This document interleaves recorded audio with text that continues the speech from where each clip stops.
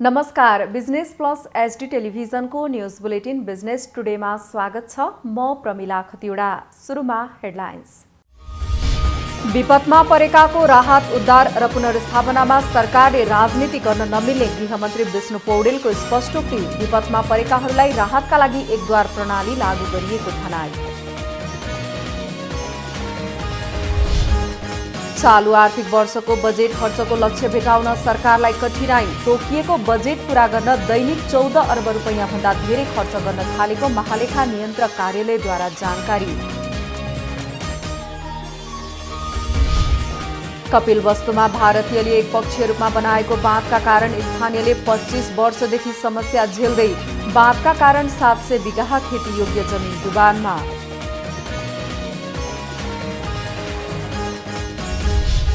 पछिल्लो समय अस्पतालहरू सुनसान देखिनुका साथै शैय्याहरू पनि खाली देखिन थाले।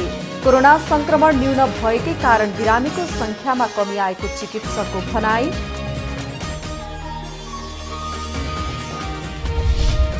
र बीएससी हर्टिकल्चर विषयको पढाइ भए पनि लोकसेवामा सुनिश्चित नहुँदा विद्यार्थी मारमा। विद्यार्थीको 4 वर्षको लगानी बालुवामा पानी। रोजगारीको मागसहित विद्यार्थी आन्दोलन।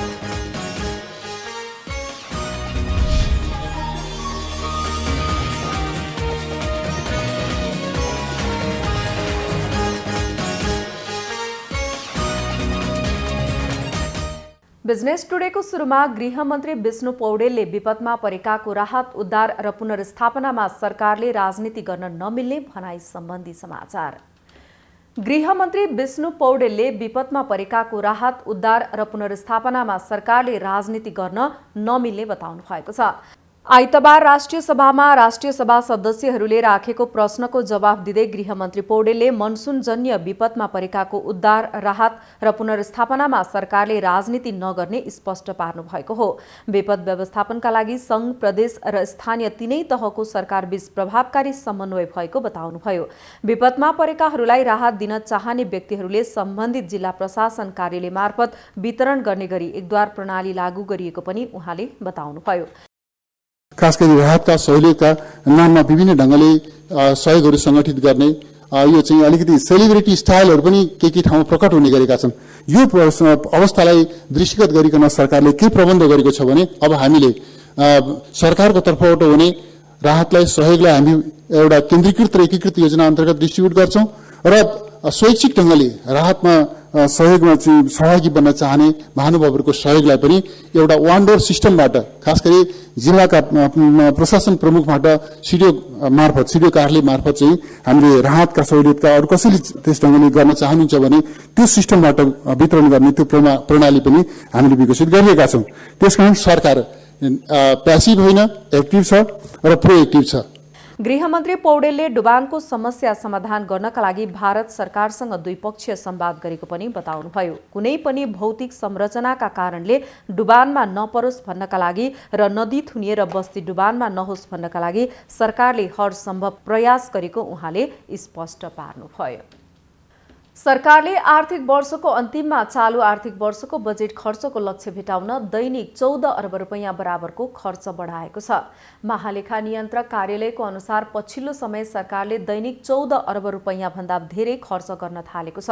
असारको मध्यसम्ममा सरकारले जम्मा 68% मात्रै बजेट खर्च गरेको छ भने लक्ष्यको 83.55% राजस्व संकलन गरेको छ। चालु आर्थिक वर्षमा सरकारले कुल 14 खर्ब 74 अर्ब रुपैयाँको बजेट ल्याएको बजेटको अर्धवार्षिक समीक्षामा नै कुल बजेटको 91% मात्रै बजेट खर्च हुने अनुमान सरकारले प्रस्तुत गरिसकेको छ। यो भनेको कुल 13 खर्ब 44 अर्ब 68 करोड रुपैयाँ हो। तर अहिलेसम्मको खर्च हेर्दा सरकारले गरेको यो अनुमान भन्दा पनि कम बजेट खर्च हुने देखिएको छ। गृह मन्त्रालय अन्तर्गतको राष्ट्रिय आपतकालीन कार्य सञ्चालन केन्द्रले यस वर्षको बाढी तथा पहिरोमा परेर 38 जनाको ज्यान गएको जनाएको छ। गत जेष्ठ 31 गतेदेखि असार 19 गतेसम्मको विवरण अनुसार यस वर्ष बाढी तथा पहिरोका कारण 38 जनाले ज्यान गुमाएको र 31 जना अझै हराइरहेको जनाएको छ। बाढी पहिरोमा परि 47 जना घाइते भएका छन् भने अहिलेसम्म 202 वटा विपदका घटनाहरू रिपोर्टिङ भएको छ। 495 घरहरू पूर्ण क्षति भएका छन् भने 112 घरहरू आंशिक क्षति भएका छन्। त्यसैगरी 23 वटा झोलुङ्गे पुल, 14 वटा पक्की पुल निर्माणाधीन र सञ्चालनमा रहेका साना ठूला गरी 25 वटा हाइड्रोमा पनि बाढीले क्षति पुर्याएको छ। यस वर्षको मनसुनजन्य विपदका घटनाहरू खास गरी जेठ 31 गतेदेखि आजसम्ममा चाहिँ 38 जनाको मृत्यु भइसकेको छ। त्यसैगरी 31 जना हालसम्म बेपत्ता हुनुहुन्छ, 47 जना घाइते हुनुभएको छ। आज मात्रै पनि गोर्खामा 2 र धादिङमा 2 गरेर 4 जना पहिरोको कारण मृत्यु भएको चाहिँ रिपोर्टिङ छ हामीलाई। अब घटना सङ्ख्याको हिसाबले भन्नुपर्दाखेरि अहिलेसम्म 202 वटा विपदका घटनाहरू हामीलाई रिपोर्टिङ भएको छ। अब व्यक्तिको घरहरू भन्नुपर्दाखेरि अहिलेसम्म 495 घरहरू पूर्ण क्षति भएका छन्। त्यसैगरी 112 घरहरू आंशिक क्षति भएको देखिन्छ भने ठुलो सङ्ख्यामा सरकारी कार्यालय एवं सार्वजनिक पूर्वाधारहरूको पनि क्षति भएको छ। सरकारी कार्यालय भन्नुहुन्छ भने झनै 3 दर्जन सरकारी कार्यालयहरूको अहिलेसम्म क्षति भएको, नोक्सानी भएको रिपोर्टिङ छ। मनसुन सुरु भए लगत्तै अवरुद्ध बनेको मनाङ जाने बाटो, बाजुरा जाने बाटो र सिन्धुपाल्चोकको तातोपानी नाका जाने बाटो लामो समयदेखि अवरुद्ध छ। साना साना पहिरो र बाढीका कारण अवरुद्ध भएका सडक तत्काल सञ्चालनका लागि पहल गरिएको र सञ्चालन भएको भए पनि केही स्थानको बाटोहरू लामो समयदेखि अवरुद्ध रहेको प्रमुख तामाङले बताउनु भएको छ। बिजनेस टुडेमा पालो भएको छ ब्रेकको।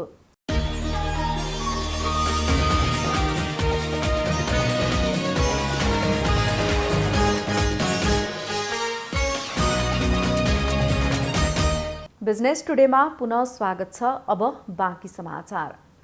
कपिलवस्तुमा भारतीयले एकपक्षीय रूपमा बनाएको बाँध र त्यसले पुर्याएको क्षतिको अनुगमन गरिएको छ। सीमाको निगरानी गर्ने जिम्मेवारी पाएको सशस्त्र प्रहरी गण नम्बर 28 का प्रहरी उपरीक्षक ध्रुव कार्कीको नेतृत्वमा महली सागर बाँधको अनुगमन भएको हो। बाँधका कारण नेपालको 700 बिघा खेतीयोग्य जमिन डुबानमा पर्दै आएको छ। नेपालको पानी भारतले महली सागरमा रिजर्भ गरी आफ्नो भूमि सिँचाइ गर्दै आइरहेको छ भने भारतले बनाएको बाँधका कारण नेपाल डुबानमा पर्दै आएको छ। प्रहरी उपरीक्षक कार्कीले भारतको एसएसबीसँग समन्वय गरी बाँधले नेपालमा डुबानले पुर्याएको क्षतिको बारेमा जानकारी गराउनुभयो। बैठकमा बाँधको समस्या हल गर्नका लागि समन्वय गर्ने बताइएको छ। सीमावर्ती क्षेत्रमा भारतले 14 वटा फाटक बनाएर बाँध थुन्दा नेपालतर्फ डुबान भएको हो। बाँधको पानीले भारतमा धान रोपाई भइरहेको छ भने नेपाली भूभाग डुबानमा पर्दै आएको छ। यही पानीबाट भारतले 120 हेक्टरमा सिँचाइ गर्दै आएको छ। स्थानीयले 25 वर्षदेखि यो समस्या झेल्दै आएका छन्।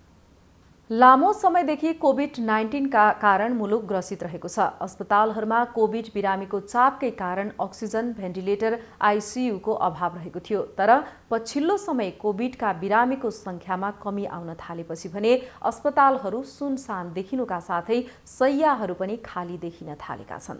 एक रिपोर्ट।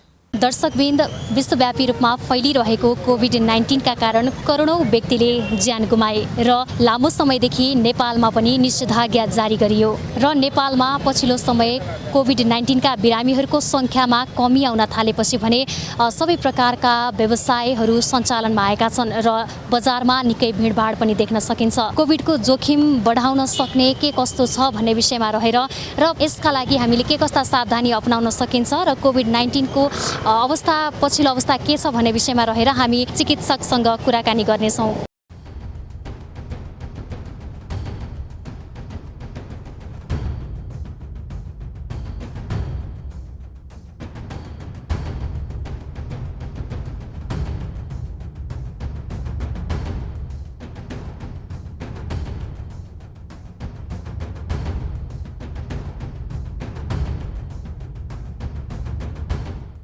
सङ्क्रमितको अब सङ्ख्यात्मक हिसाबले त पहिलाभन्दा कमै हुँदै गएको हो, तर जोखिमको हिसाबले चाहिँ अहिले पनि उत्तिकै हामीले सतर्कता रहनुपर्ने हुन्छ।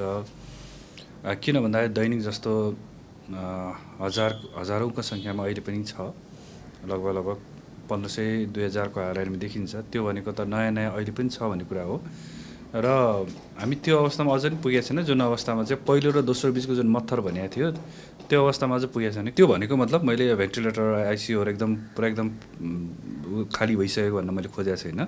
अस्पतालले नेपाल अधिराज्यभरिबाट नै अलिकति सघन उपचार आवश्यक पर्नेहरूलाई यहाँ उपचार गर्छ। त्यसले गर्दाखेरि चाहिँ कम्प्लिटली नहटेसम्म त हाम्रो अस्पतालमा खाली हुन्छ भन्ने त होइन।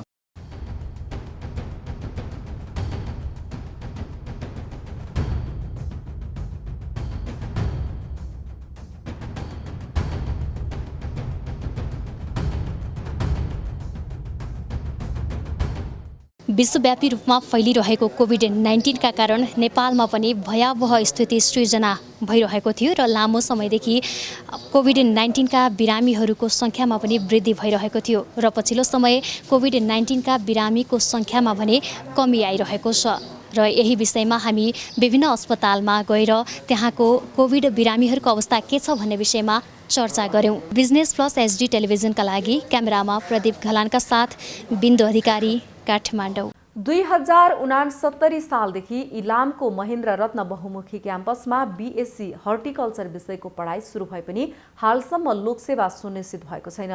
यसबाट मारमा परेका विद्यार्थीहरू लोकसेवा सुनिश्चितताको माग सहित आन्दोलनमा उत्रिएका छन्। इलामको महेन्द्र रत्न बहुमुखी क्याम्पस बीएससी हर्टिकल्चर विषयका विद्यार्थीहरू लोकसेवामा आफूहरूको सहभागिता सुनिश्चित हुनुपर्ने माग सहित आन्दोलित छन्। विद्यार्थीले मापदण्ड पुगेका कृषि सेवा समूह, बागवानी, कृषि प्रसार, बाली संरक्षण, माटो विज्ञान र बाली विकासमा लोकसेवाको सुनिश्चितता हुनुपर्ने माग सहित विद्यार्थी आन्दोलित भएका हुन्। मापदण्ड पुगेका कृषि सेवा समूहहरूमा चाहिँ लोकसेवा दिन पाउनुपर्छ भन्ने एउटा माग छ। अनि अर्को भनेको चाहिँ एएफयूबाट मास्टर गर्दाखेरि एमएससी एग्रिकल्चरमा सबै सब्जेक्ट रोज्न पाउनुपर्ने भन्ने हो। जुन टियुबाट हामीले एमएससी एग्रिकल्चर गर्दा चाहिँ सबै सब्जेक्ट रोज्न पाइरहेका छौँ। कृषि तथा वन विश्वविद्यालयबाट चाहिँ सबै विषयमा पाइएको छैन, हर्टिकल्चरमा मात्रै पाइएको छ। हालसम्म अध्ययन गरेका विषयमा लोकसेवा नखुल्दा अध्ययन र लगानी बालुवामा पानी झैं भएको उनीहरूको गुनासो रहेको छ। विद्यार्थीहरू हाल बागवानी सङ्घर्ष समिति नै बनाएर आन्दोलन गरिरहेका छन्। 5वटालाई चाहिँ हामीले क्रेडिट आवर पुग्ने ठाउँमा होइन एउटामा मात्रै दिन पाइरहेछौँ कि त्यो अरू 4वटा चाहिँ जस्तो प्लान्ट प्रोटेक्सन अनि सोइल अनि एग्रोनोमी अनि एग्री एक्सटेन्सन यिनीहरूमा पनि दिन पाउनुपर्ने हामीले चाहिँ हर्टिकल्चर मात्रै दिन पाइरहेछौँ कि। अनि त्यो भयो। अनि अर्को भनेको चाहिँ एएफयूमा मास्टर्सको लागि चाहिँ हामी एमएससी हर्टिकल्चर मात्रै दिन्छ एएफयूले चाहिँ हामीलाई। टियुमा चाहिँ हामीले अरू एनिमल साइन्स बाहेक सबैमा दिन पाउँछौँ। बागवानीमा बीएससी गरेका सबै बागवानीसँगै कृषि प्रसार, बाली संरक्षण, माटो विज्ञान, बाली विकासमा पनि लोकसेवा दिनु पाउनुपर्ने मुख्य माग रहेका छन्। 4 ब्याज अध्ययन भइसक्दा समेत कसैले चासो नदेखाएको उनीहरूको भनाइरहेको छ। अनि त्यसभन्दा पछि बाली संरक्षण, अनि त्यसभन्दा पछि बागवानी र बाली विज्ञान लगायत 5वटा सब्जेक्टमा हामीले पाउनुपर्ने हो लोकसेवा। तर हामी अहिले बागवानीमा मात्र सीमित छौँ। यो समस्या चाहिँ पहिलेदेखि नै क्याम्पसमा थियो र हामी अहिले 4वटा ब्याच पास आउट भइसक्दा पनि अहिले पनि जिउका तिउ छ। यो समस्यालाई लिएर हामी विद्यार्थीहरूको भविष्य पास आउट मात्र हुने, लोकसेवा पनि दिन नपाउने, तपाईँको पिएससी र एमएससीमा हामीले इन्ट्रेस्ट दिन नपाउने भएपछि हाम्रो भविष्य अहिले अन्धकार जस्तै भएको छ। विद्यार्थीहरूको मागप्रति क्याम्पसले चासो लिए पनि यहाँबाट समस्या समाधान हुन नसक्ने क्याम्पस प्रमुखको भनाइ छ। समूहमा पुग्छ भनेर निर्णय भइसकेपछि त्यसलाई थप जुन लोकसेवाले के हुन्छ भने कुनै पनि कुरामा लोकसेवाले निर्णय गर्ने भनेको विषयगत मन्त्रालयलाई कस्तो जनशक्ति चाहिन्छ, त्यो जनशक्तिको बारेमा निर्णय गर्ने चाहिँ सम्बन्धित विषयगत मन्त्रालय हो। परामर्श दिने चाहिँ लोकसेवालाई रहेछ। नभए सम्बन्धित मन्त्रालयले मन्त्री स्तरीय निर्णय गरेर पनि गर्न सक्छ र त्यसमा अरू थप केही अलिकति यो चाहिँ महत्त्वपूर्ण छ भन्ने भयो भने उसले क्याबिनेटमा लान पनि सक्छ। र हाम्रो मूल कुरा रोकिएको चाहिँ अहिलेसम्म ठिक छ। क्याम्पसमा हालसम्म 228 जनाले बागवानीमा बीएससी गर्दैछन्। 120 जनाले अध्ययन गरिसकेका छन्। 108 जना अहिले अध्ययनरत छन्। यस वर्ष नयाँ लोकसेवा सुनिश्चित नभएकाले नयाँ भर्ना हुन विद्यार्थी आएका छैनन्। इलाम सहकर्मी टीका खतिवडाको रिपोर्ट। बिजनेस टुडेमा पालो भएको छ ब्रेकको।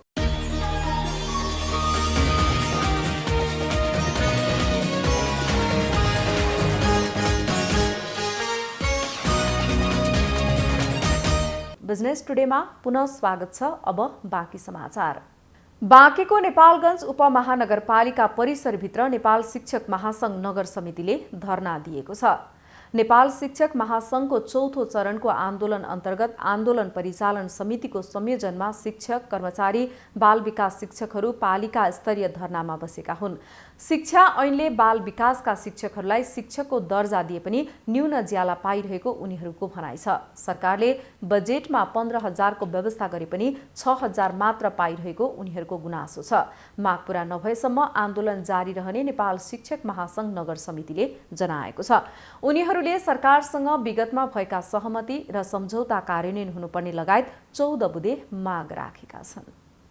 रामेछापको मन्थली नगरपालिका 12 का वडा अध्यक्षले प्रधानमन्त्री स्वरोजगार कार्यक्रममा आफ्नो डोजर प्रयोग गरेका छन्। बेरोजगार युवाहरूलाई रोजगारी दिलाउने उद्देश्यले सरकारले ल्याएको प्रधानमन्त्री स्वरोजगार कार्यक्रममा बेरोजगार युवाहरूलाई काम नदिई वडा अध्यक्षले आफ्नै डोजर प्रयोग गरेका हुन्। रामेछापको मन्थली नगरपालिका 12 मा पर्ने साउवा डाँडा सिम्मल बोटे सडकको नाला सफा गर्ने काममा जनशक्तिको प्रयोग नगरे फाइदा कमाउने उद्देश्यले वडा अध्यक्ष कृष्णहरि अधिकारीले डोजर प्रयोग गरेको भन्दै स्थानीय आक्रोशित भएका छन्। वडा अध्यक्षले रातको समयमा डोजर प्रयोग गरेर सडकको नाला सफा गर्दा आफूले किनेर ल्याएको बालुवा समेत माटोले पुरेको स्थानीयको आरोप छ। मेरो बलुवा त्यही म अपराध बोल्दैनौ 10 वर्षदेखि 12 वर्षसम्म मेरो बलुवा पुर्या छौ। रातको 1 बजे आगो त्यो मिसिन, रातको 1 बजे मिसिन आएर गटङटङ बत्ने सुने मैले। अनि मैले भन्यो यहाँ हेल्पसको माटो ल्याउनुलाई स्कुल मुनि अलिकति बाटो नपुग्ने थियो, त्यहाँ खने क्यारे भने गटङ गटङ गरेर सुने मैले। अनि हामीले अब माथि गएर आएर हेरेनौ, बिहान आउने बेलामा 5 बजे उठेर आउने बेलामा यो सबै बलुवा पुरिरहेको छ। काम पनि पाएको छैन। यत्रो रातको 12 बजे 2 बजेसम्म कामको सर्ट भएर मिसिन लिएर खनेर हामी काम पाएको छैन। अहिलेसम्म हामी बसिरहेको छौँ। बेलुका रातको 2 बजे 3 बजे आएर लाएर बस्छ, 1 बजे आएर काम लाएर अन्त बिहान 6 बजे मिसिन हिँडेछ। काम नपाएर कामको खोजीमा बहुतारेको बेला बेरोजगारको नाममा आएको योजनामा डोजर प्रयोग गरेको र केही आफू माथतका युवाहरूलाई मात्र समेटेर वडा अध्यक्षले काम दिएको स्थानीय युवाहरूको गुनासो पनि छ। प्रधानमन्त्री स्वरोजगार कार्यक्रममा बेरोजगार युवाहरूलाई 100 दिन काम उपलब्ध गराए बापत 51,000 उपलब्ध गराउनु पर्ने हुन्छ। तर बेरोजगारहरूको पेटमा लात हान्ने उद्देश्यले 26 दिन मात्र काम लगाएर अन्य रकम वडा अध्यक्षले पचाउन खोजेको स्थानीयको आरोप छ। बेरोजगार युवाहरूलाई चाहिँ नै काम दिनुपर्ने ठाउँमा स्थानीय जनप्रतिनिधिको मिलेमहत्वमा मिसिन लगाएर काम गरिएको छ। यहाँ मिसिन लाउन नपाइने युवाहरूले आफैले खटेर काम गर्नुपर्ने कुरोमा चाहिँ यो जनप्रतिनिधिले युवाहरूको बेरोजगार युवाहरूको पेटमा लात हान्ने काम गर्नुभएको छ। यो चाहिँ हुनु भएन। जनताले काम गर्नुपर्ने, जनताले गर्ने भन्ने छ नि त। यो त अनि भन्न भने हामीले 26 जनाको नाउँ लेखेको छ। 26 जना काम गर्ने मान्छे छन्, काम गर्न आउँछन्। उनीहरूले यो हामीले चाहिँ मिसिन लाएर दिउँसो अलि अप्ठ्यारो भएर राति ल्याएर गरेको भनेर उनले भने। अनि मैले त्यसो भनेपछि उसले अनि यसरी मिसिन लाएर त्यो दिन रोकेँ। फेरि भोलिपल्ट बिहान आएर 3 बजे बिहानको त्यहाँ उही टाइममा आएर फेरि भोलिपल्ट खनेर 3 दिन लगातार 3 दिन लाए मिसिन यिनीहरूले जेसिबी।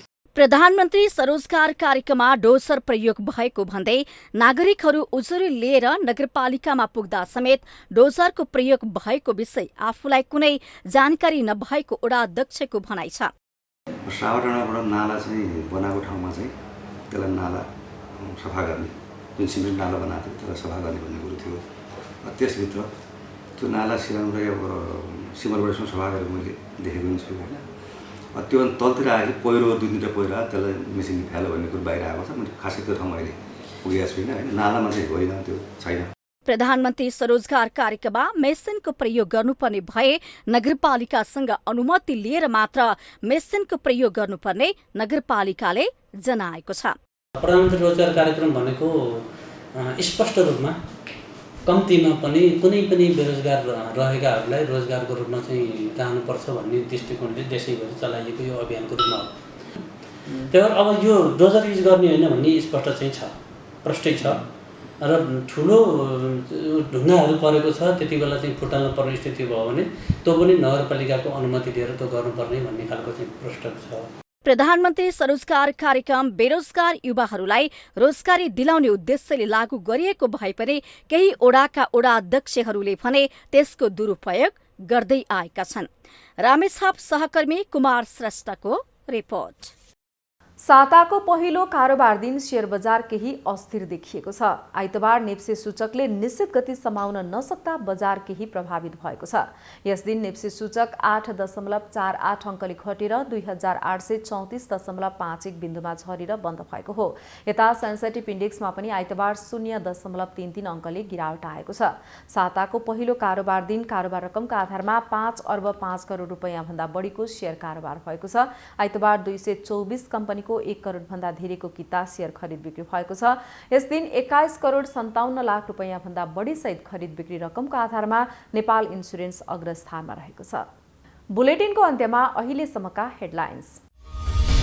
विपदमा परेकाको राहत उद्धार र पुनर्स्थापनामा सरकारले राजनीति गर्न नमिल्ने गृहमन्त्री विष्णु पौडेलको स्पष्टोक्ति। विपदमा परेकाहरूलाई राहतका लागि एकद्वार प्रणाली लागू गरिएको भनाई।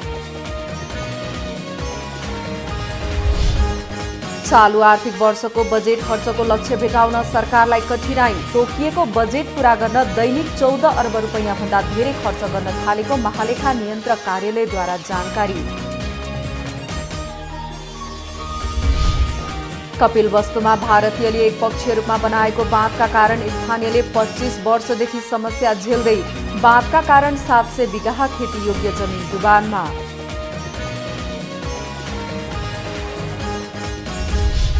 पछिल्लो समय अस्पतालहरू सुनसान देखिनुका साथै शैय्याहरू पनि खाली देखिन थाले। कोरोना संक्रमण न्यून भएकै कारण बिरामीको संख्यामा कमी आएको चिकित्सकको भनाई।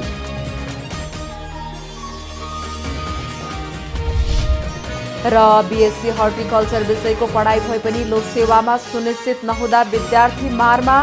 विद्यार्थीको 4 वर्षको लगानी बालुवामा पानी। रोजगारीको मागसहित विद्यार्थी आन्दोलन।